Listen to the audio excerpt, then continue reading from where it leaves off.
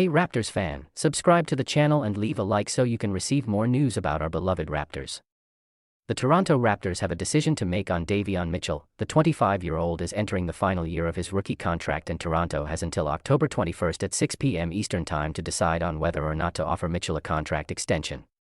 It's a decision that's made more complicated because Mitchell won't have played in a regular season game for Toronto before the Raptors will have to make that decision. Mitchell hasn't quite lived up to expectations as the number 9 pick in the 2020 NBA draft. The former collegiate defensive player of the year out of Baylor was in and out of the rotation for the Sacramento Kings last season and hasn't shown much development offensively. After a solid rookie campaign, the 6'2" guard has seen his playing time dwindle in each of the last 2 seasons. He averaged just 5.3 points and 15.3 minutes per game last year, the lowest of his career so far. That's what makes predicting a contract extension before the deadline so difficult. For Toronto, Mitchell is very much in a prove-it year.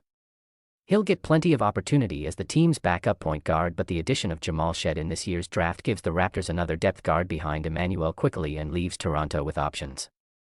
It's not inconceivable that Shead could jump ahead of Mitchell in the pecking order later this season or by the time next season rolls around.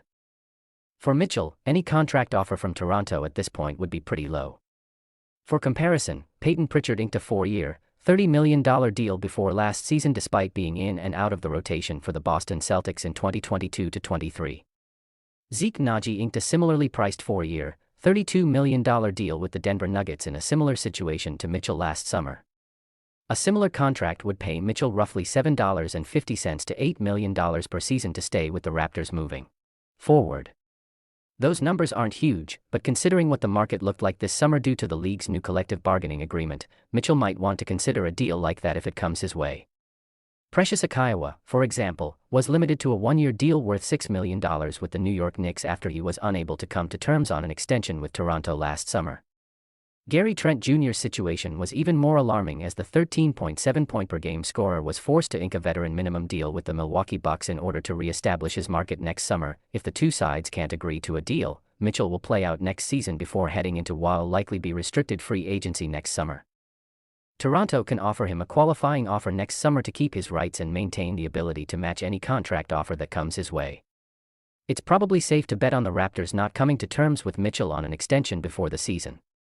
For both parties, a wait-and-see approach likely makes the most sense ahead of a season that should see Mitchell become a focal point on Toronto's bench. Hey fan, what do you think the Raptors should do? Give your opinion.